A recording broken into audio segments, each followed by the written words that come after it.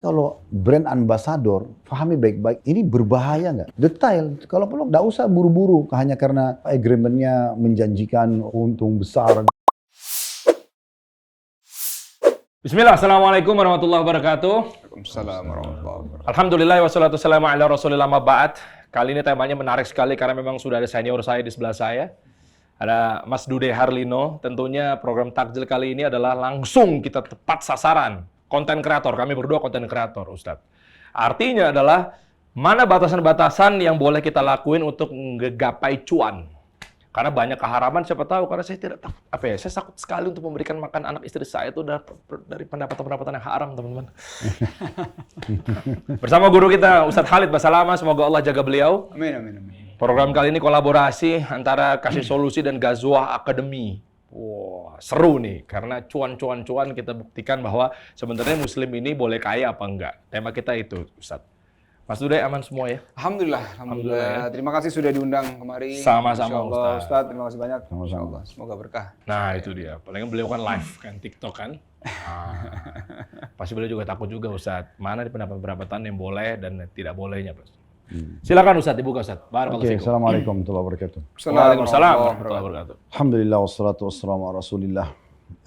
Mungkin kita mulai dari Islam memang menyuruh kita untuk punya pendapatan. Ya. Dan Islam memerangi sifat malas, menunda-nunda pekerjaan, bahkan banyak persepsi negatif yang dalam Islam itu dihapus, seperti balas dendam, seperti putus asa, dan hal-hal yang semisal dengan itu. Tapi dalam Islam itu selalu ada optimisme. Dalam sebuah hadis pendek, Nabi SAW mengatakan begini, saya tidak suka dengan pesimis, tapi saya suka dengan al-fa'al. Maka para sahabat mengatakannya Rasulullah itu al-fa'al. Kata Nabi SAW, optimisme. Jadi selalu optimis, kita bisa, kita mampu, ya, kita akan sembuh dan seterusnya. Nah itu dalam Islam seperti itu. Yang penting selama motivasinya kepada hal-hal yang tidak haram, maka semuanya boleh. Itu bukan karena akhirnya nanti ujung-ujungnya ngejar dunia, Ustadz. Kan optimis.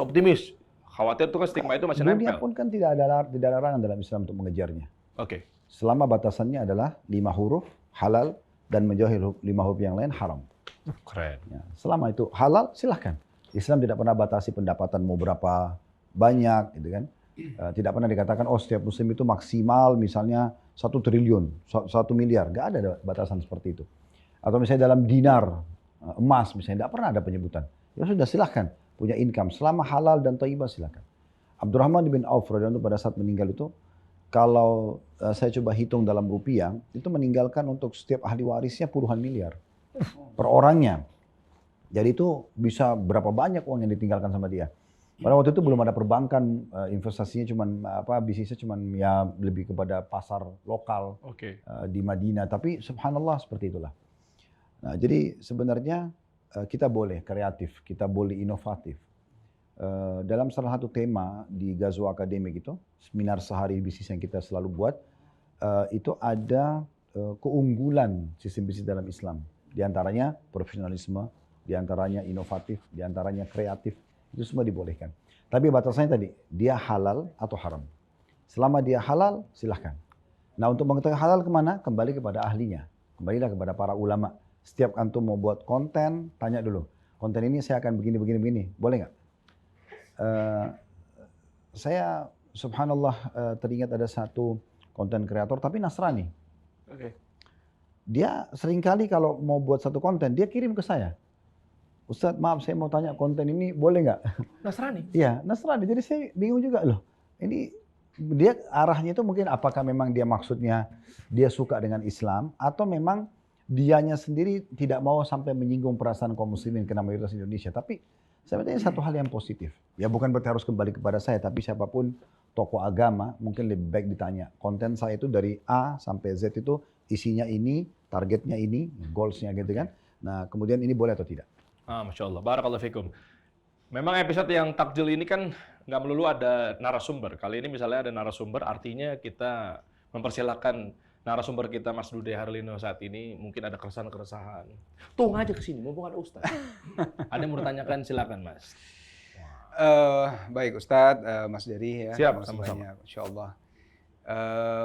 Memang di dalam pekerjaan, terutama kalau kita berkaitan dengan entertain gitu ya. Iya. Kadang memang kita harus berpikir beberapa kali, apakah ini boleh atau tidak nih, batasannya sampai mana dan sebagainya. Saya setuju tadi Ustadz yang bilang bahwa ditanyakan kepada ahlinya supaya tidak salah langkah, karena begitu kita posting apapun atau kita upload sesuatu itu kan sudah menjadi jejak digital gitu Ustadz, yang harus dipertanggungjawabkan gitu. Iya. Ya, maka ada hal-hal yang memang harus dipahami dengan sangat baik gitu. Misalnya mempromosikan sebuah produk misalnya gitu kan. Iya. Nah, sejauh mana sih kita boleh gitu Ustadz? Apakah kadang kan kalau kita mempromosikan produk kita bilang oh ini yang terbaik. Tapi kan sejauh mana nih kita boleh mengklaim itu gitu loh. Bisa jadi bohong takutnya Nah, nih. takutnya seperti itu Iya, kan. iya. Batasannya sejauh mana tuh Ustadz kalau kita boleh mempromosikan produk misalnya? Kembali kepada 5 huruf tadi dulu ya. Halal nggak produk itu? Kan itu. Ya. Dalam pandangan Islam tentunya. Karena Islam itu kan panduan hidup. Ya. Setelah seseorang menganut Islam, dia mu'allaf atau seseorang yang dalam keadaan Islam, dia harus menyadari Islam itu panduan hidupnya yang mengatur semuanya. Ya makanan, ya minuman, ya pakaian, ya pendapatan, ya biologis, pergaulan, semua Islam yang ngatur. Makanya Allah mengatakan dalam Al-Quran, farudduhu ilallahi wa rasul. Apapun masalah kalian kembalikan kepada Allah dan Rasulnya. Jadi tanyakan aja.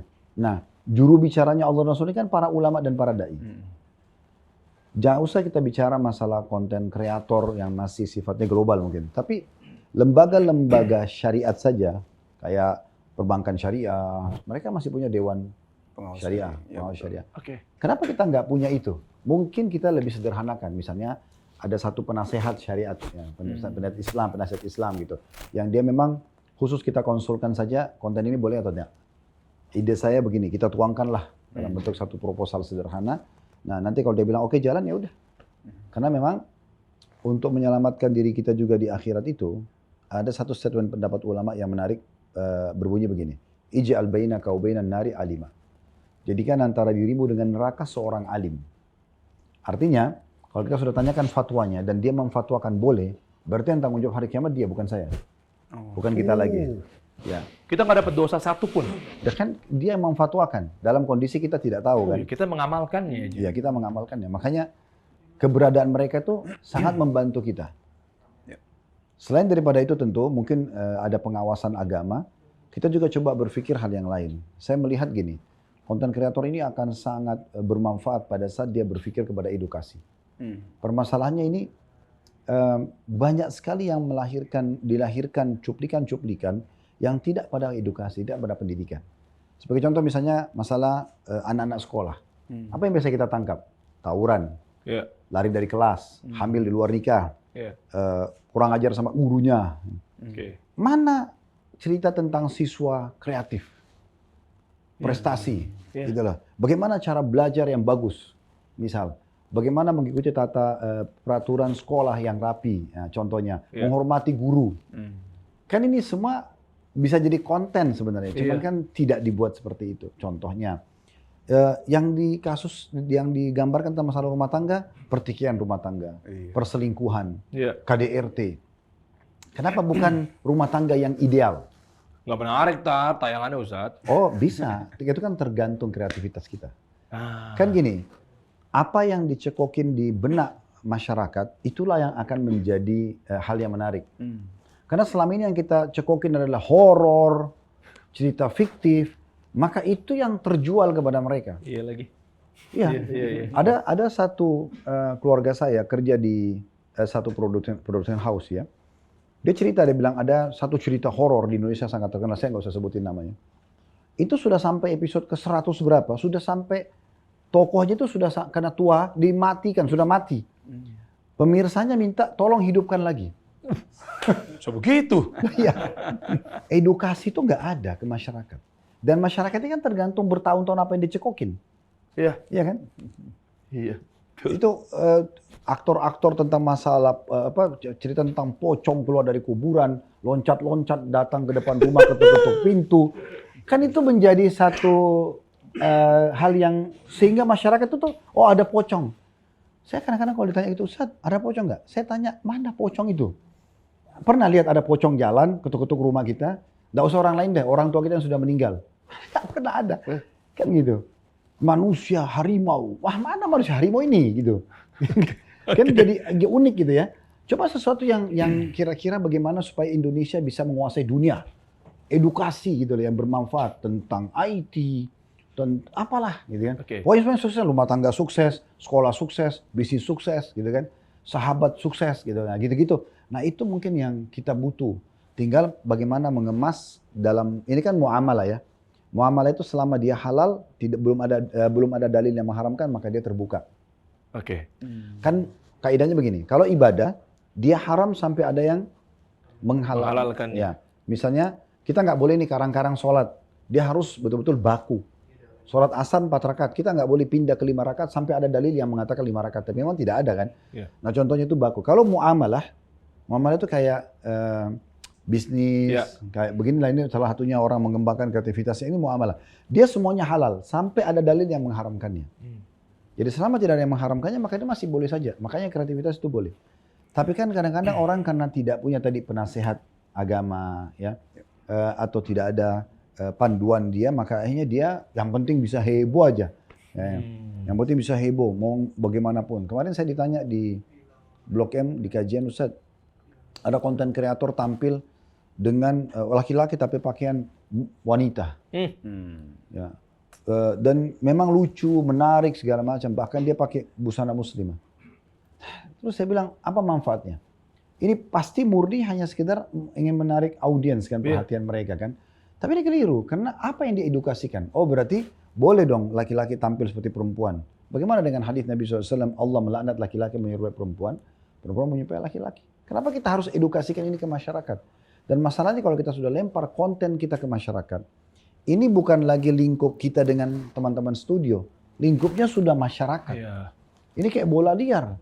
Sekarang kalau kita baru akuin salah nih, seorang konten buat konten, lalu sudah tersebar lah, dia udah akuin salah, dia mau bagaimana cara tariknya? Iya.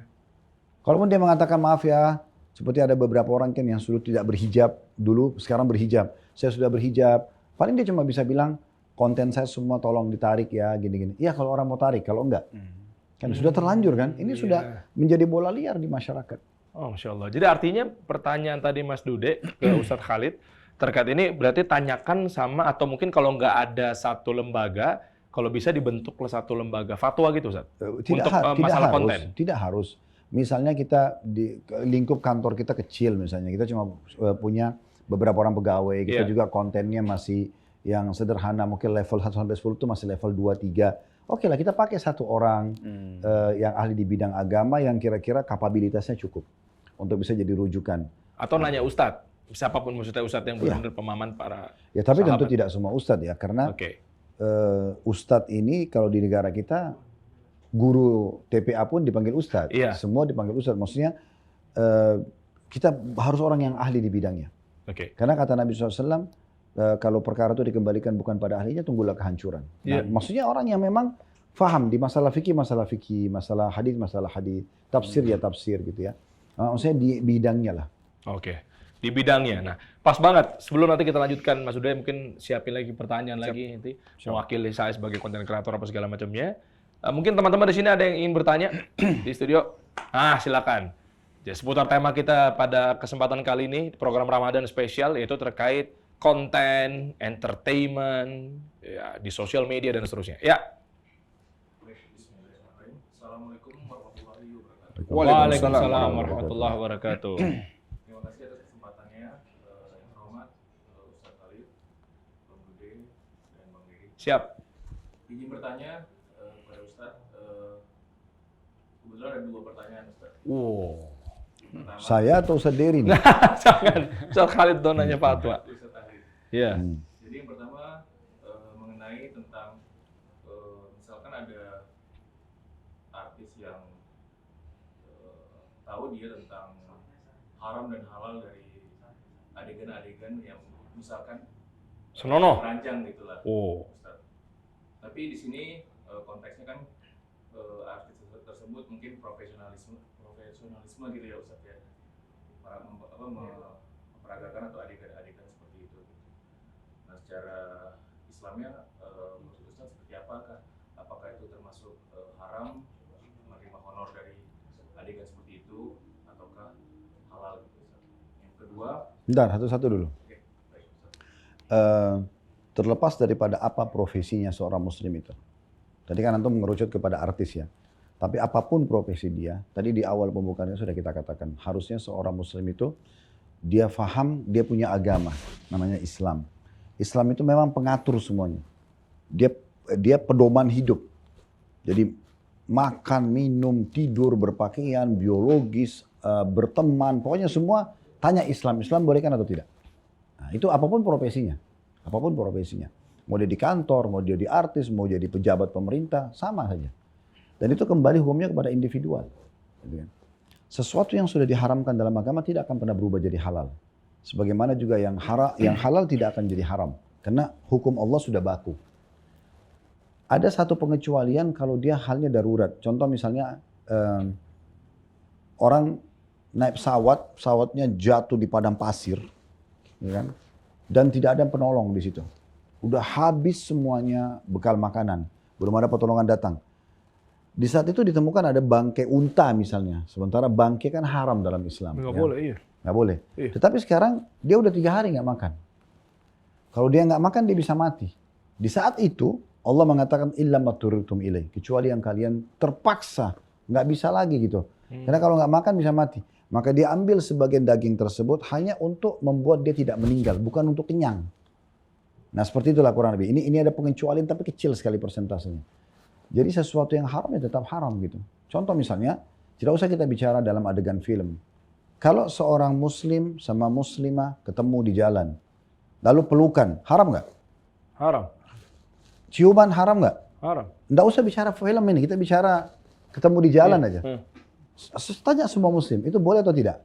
Suami istri aja dianjurkan tidak terang-terangan. Ya kan? Supaya tidak membuat orang lain cemburu atau orang salah paham. Apalagi kalau dasarnya, ini kita bicara yang sederhana lah sehari-hari. Iya. Ya, tetangga ketemu tetangganya, terus ciuman, pelukan, laki-laki dan perempuan. Orang pasti tanggapin, oh ini nggak baik. Apalagi kalau dipublikasikan, kan gitu. Ya, jadi harus ada batasannya. Dia harus, apa ini yang dia bisa lakukan dalam action-actionnya. Apa yang tidak boleh, memang dia harus punya aturan dalam masalah itu. Kalau enggak, ya dia tanggung jawab depan Allah hari kiamat. Posisi kami nggak mungkin mengatakan, oh itu boleh aja untuk meridhokan dia, nggak bisa. Kita harus betul-betul berbicara apa yang Allah ridhoi. Ya. Kalau dia mau lakukan, dia tanggung jawab sendiri. Gitu kan?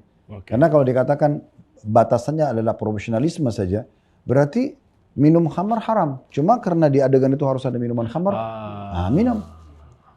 Kadang-kadang orang gini, orang berpikir, kalau sentuhan sama lawan jenis atau ciuman atau pelukan, ya itu sudah umum lah. Tapi kalau minum minuman keras, narkotika, oh itu berat. Padahal itu sama aja dua-duanya dosa. Sama saja dua-duanya dosa kan gitu. Jadi memang ya ini kembali kalau kita bicara masalah hukum agama itu baku, kita nggak bisa ubah. Tinggal kembali kepada individu dia.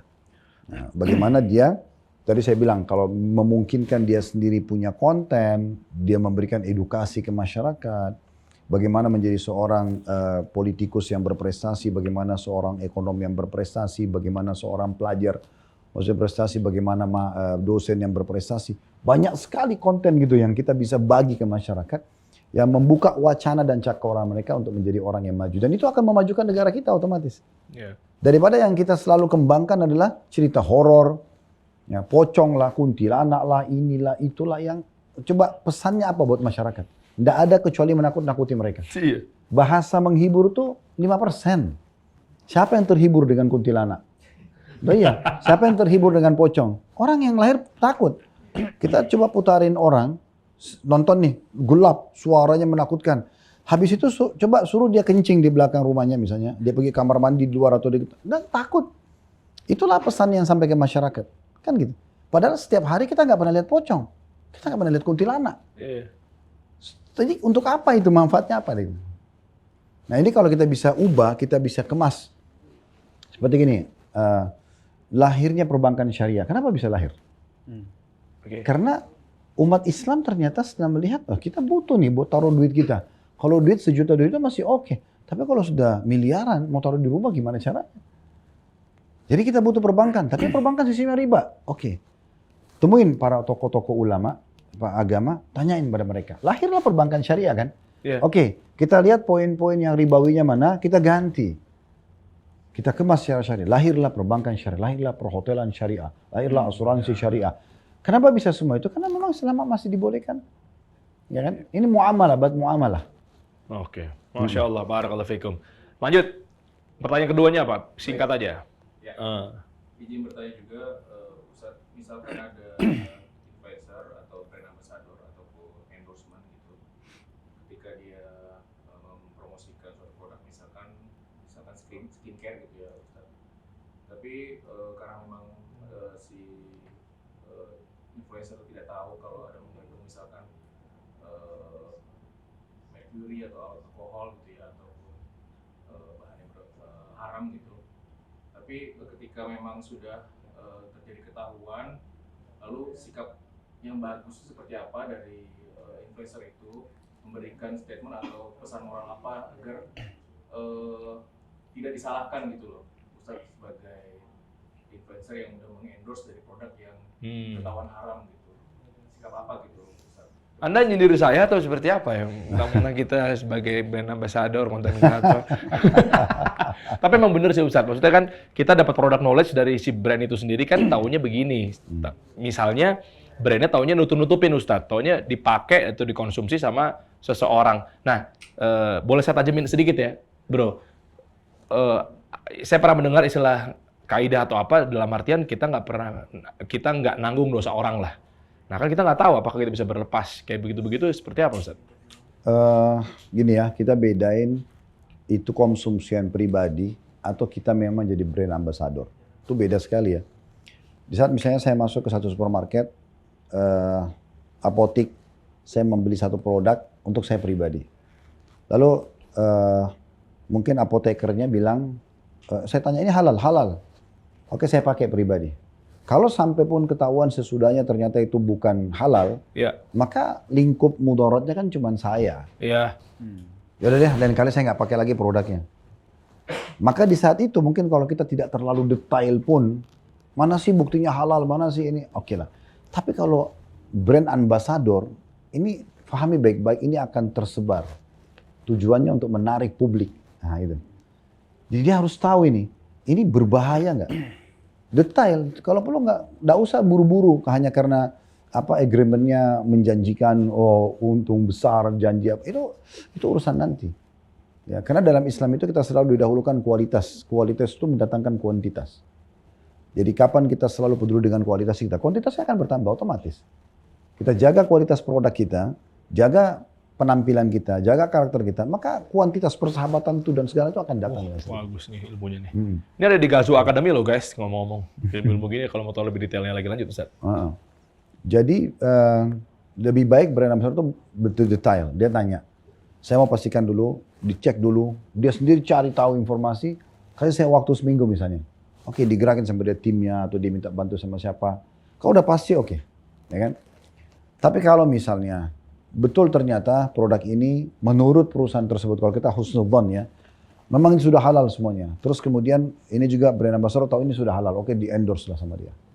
Ternyata berjalan waktu, ada satu lembaga misalnya di negara produk tersebut membongkar, oh ini ada komposisinya yang haram. Nah, terbongkar setelahnya. Perusahaan tidak tahu, brand ambassador tidak tahu. Nah, dan awal juga dicari tahu ternyata memang tidak ada informasi masalah ini. Di saat itu semuanya tidak berdosa. Si perusahaan tidak berdosa, si brand ambassador tidak berdosa. Tapi tentu dia tidak boleh melanjutkannya. Dia harus bisa mengubah yang haram itu menjadi halal. Nah, itu dia. Dan terkadang memang kita sebagai saya pribadi lah, saya juga ada beberapa brand ambassador gitu ya di brand-brand yang lagi kita jalanin gitu. Itu juga sebenarnya kita juga bingung juga Ustadz. Misalnya pemilik brandnya atau mungkin kampanye marketingnya gitu atau di luar dari kendali kita. Tapi kan yang jadi corong kita Ustadz. Nah itu apakah kita bisa bilang bahwa kayak silakan tanyakan yang bersangkutan. Misalnya di luar dari akad kita yang kita nggak ada kemampuan, kapasitas dan seterusnya itu gimana Ustadz ya? Apa itu batasannya? Harus ada batasannya. Iya apapun itu misalnya. Enggak, kalau batasannya misalnya tentang omset perusahaan, mungkin kita tidak masuk ranah itu. Tapi kalau masalah komposisi produk harusnya kita tahu dong. Gini Ustadz, izin Ustadz. Memang oknum kan di mana-mana nih Ustadz. Dia mungkin dalam hal ini misalnya contohnya skincare. Daftarin ke BPOM. Ngakunya A, Betul. Bahkan tohnya sering terjadi, saya pernah ngundang kepala BPOM juga, Profesor Taruna Ikrar ya, ada di episode Kasih Solusi. Gitu. Itu juga kadang oknum-oknum itu bermain begitu yang daftarinnya A, taunya begitu dijual B. Nah, itu sering terjadi. Ini konteks ini berlaku ke semua industri, Ustadz ya. Nggak harus skincare gitu. Misalnya kita jualan bantal, taunya di lain kesempatan dianya bermasalah gitu. Nah, kayak gitu-gitu tuh gimana, Ustadz ya? Apakah kita bisa bilang bahwa kayak, mungkin di hadapan Allah nantinya apa segala macamnya, kan sesuai dengan akad kita tahunya begini. Tahunya kalau memang ada Bisa, masalah, bisa gitu, Ustadz ya? Tentu saja bisa. Kalau emang betul-betul kita tidak tahu. Iya, betul. Di luar kendali, Ustadz ya? Iya. Nah, Masya Allah. Kejawab ya, Mas Bro, siap.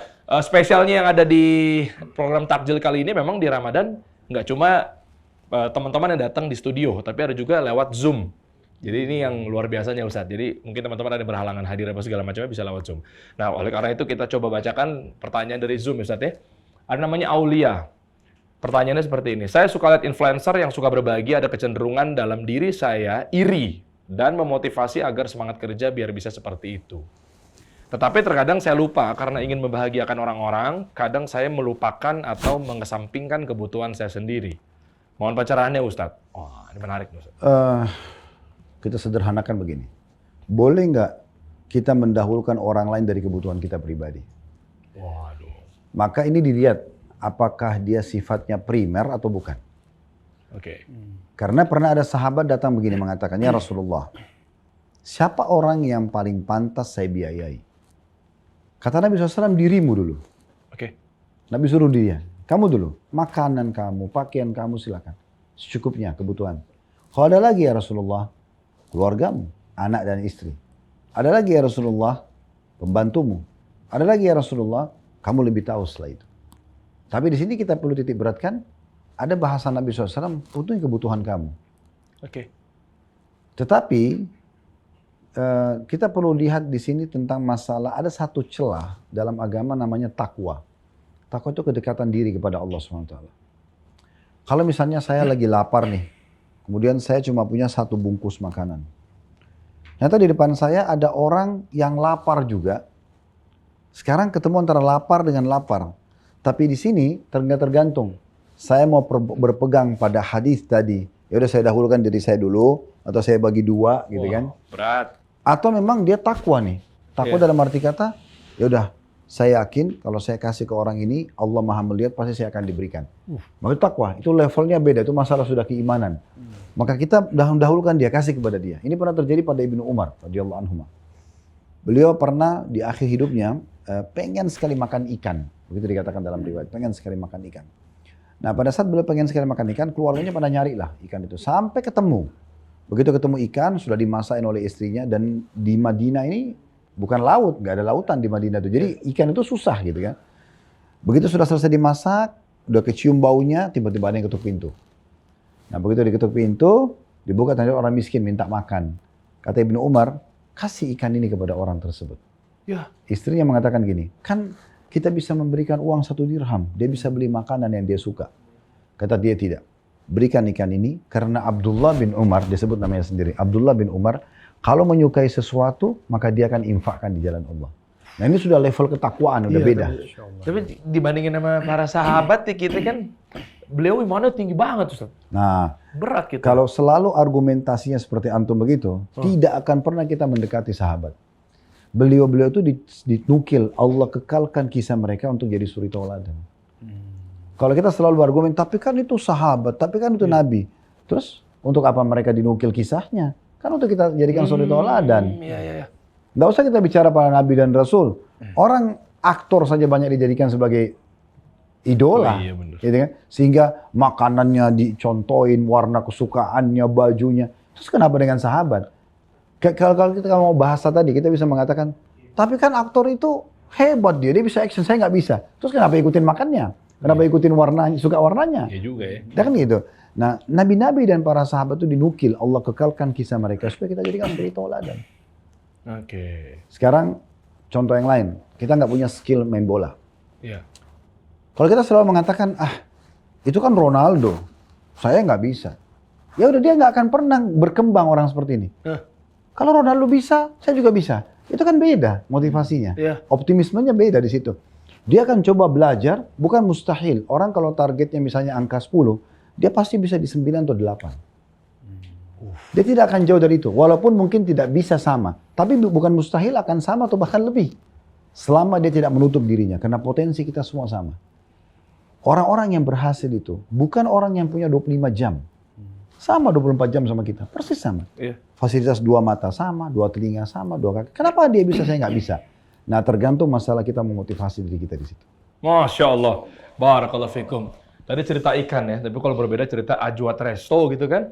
Siapa? Bro, lu lapar? Nah aja Ajwat mah gue lah. Nggak bisa kita bagi-bagi bos. Mas Ude, kalau ada yang mau tanya lagi ke Ustaz Khalid. Iya Ustadz, wah Masya Allah nih ilmu yang luar biasa nih buat saya secara pribadi ya Ustadz.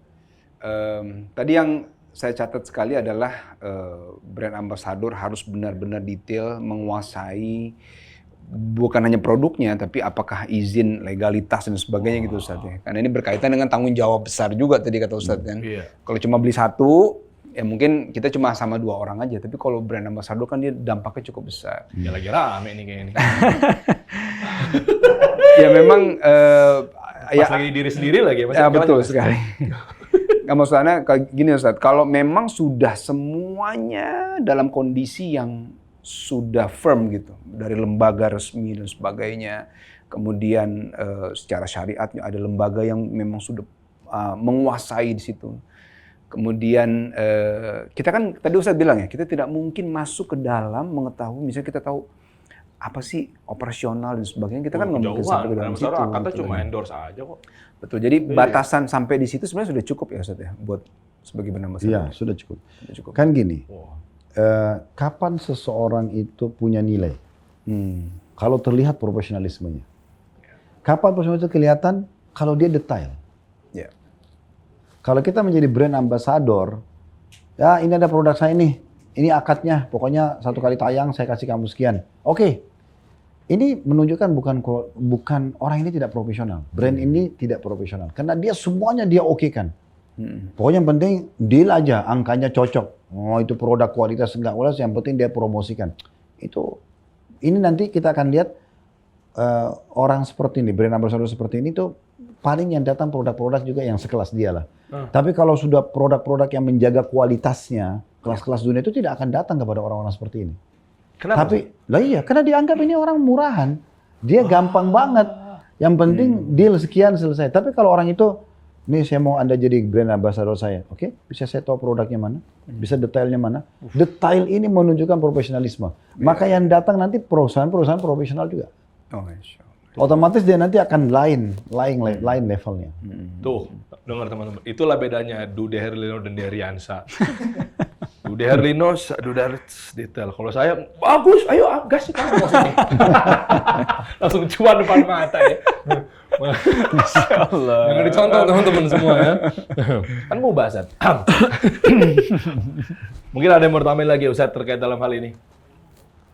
Sebelum nanti kita kasih tahu teman-teman semua, sebenarnya ada satu kabar gembira buat kawan-kawan untuk mempelajari dunia perbisnisan, bagaimana cara menjadi pengusaha muslim yang dapetin cuan tapi tanpa pelanggaran syariat. Sebetulnya ada. Saya pun alumni dari tempat itu, tapi kalau mungkin Ustaz sebagai penutup di ujung obrolan ada mau ditambahkan? Iya, Sebelum saya kasih melihat tahu ya. sebenarnya pengembangan skill pribadi itu perlu selalu diasah. Tetapi dengan cara yang benar dan target yang jelas, gitu kan? Sehingga step-step untuk menuju kepada target itu juga jelas semuanya. Dan itu dibolehkan dalam Islam. Selama tadi saya bilang 5 huruf halal. Kita mau kembangin perusahaan kita mau kembangin kreativitas kita, skill kita, apapun lah sifatnya itu profesinya. Nah, selama dia dibolehkan dalam agama, ya tinggal dia menjadi orang yang profesional. Jadi Nabi SAW mengatakan begini, Inna Allaha yuhibbu min abidin idza amila amalan an yutqina. Allah itu sangat mencintai seorang hamba kalau dia mengerjakan satu perbuatan, dia menguasainya. Betul-betul dia detail, dia menguasai, dan dia fokus satu bidang. Nanti kalau dia sudah selesai, baru dia bisa pindah ke bidang lain, seterusnya begitu. Dan Islam tidak melarang penganutnya untuk bisa terus berkembang. Ya, tidak ada masalah, inovasi itu selalu dibolehkan. Makanya Islam tidak pernah bentrok dengan teknologi yang ada. Gitu kan. Tinggal bagaimana kita gunakan untuk perkembangan agama dan tidak ada pelanggaran agama. Kita jadikan agama sebagai pengawasnya lah. Karena agama ini kan seperti bodyguard buat kita ya. Makin kita belajar agama itu, dia makin mengawasin kita. Begitu kita mau bergaul, nanti kayak ada bisikan, ini nggak boleh loh. Kita mau makan, kita mau minum, kayak ada awasin, itu boleh, ini nggak boleh. Itu agama itu kayak ada bodyguard, walaupun tidak nampak wujudnya. Kita dengan belajar, kita jadi diawasin dengan dia. Itu manfaatnya besar sekali. Masya Allah. Oleh karena itu jangan pernah lepaskan diri dari agama. Jangan menganggap, sudahlah kalau mau tanya agama nanti kepada ustadznya saja. Dia sendiri tidak pernah berpikir untuk menambah edukasi masalah agama. Daripada sebenarnya dia membutuhkan itu. Nah ini menariknya di ujung obrolan ini adalah tadi Ustadz sampaikan terkait edukasi, kita ingin belajar agama lebih dalam apa segala macamnya. Sebelum saya kasih tahu ke terakhirnya ya sebagai penutup di episode kali ini, saya mau apresiasi buat Mas Dude Harlino.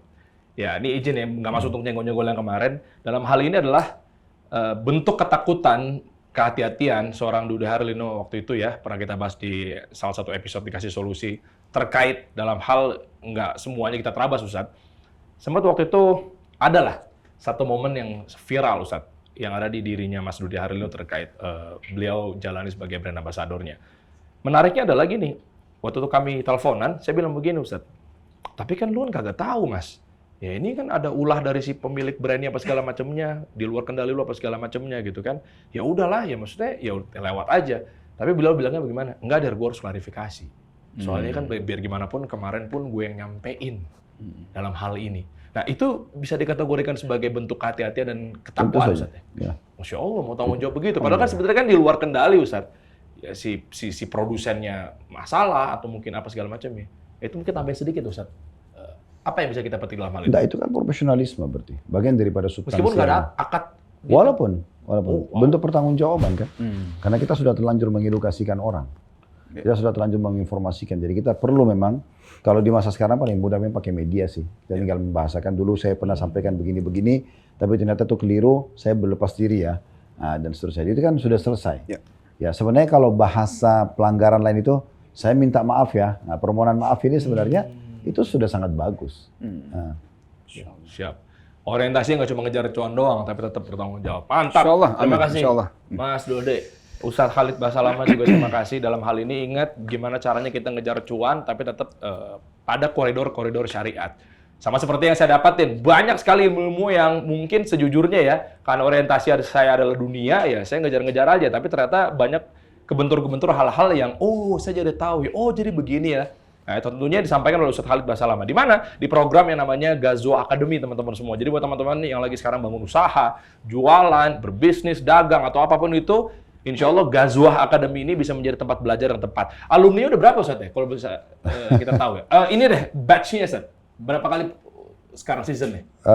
Sekarang masuk yang ketiga. Yang ketiga? Ghazwa Academy 1, 2, 3.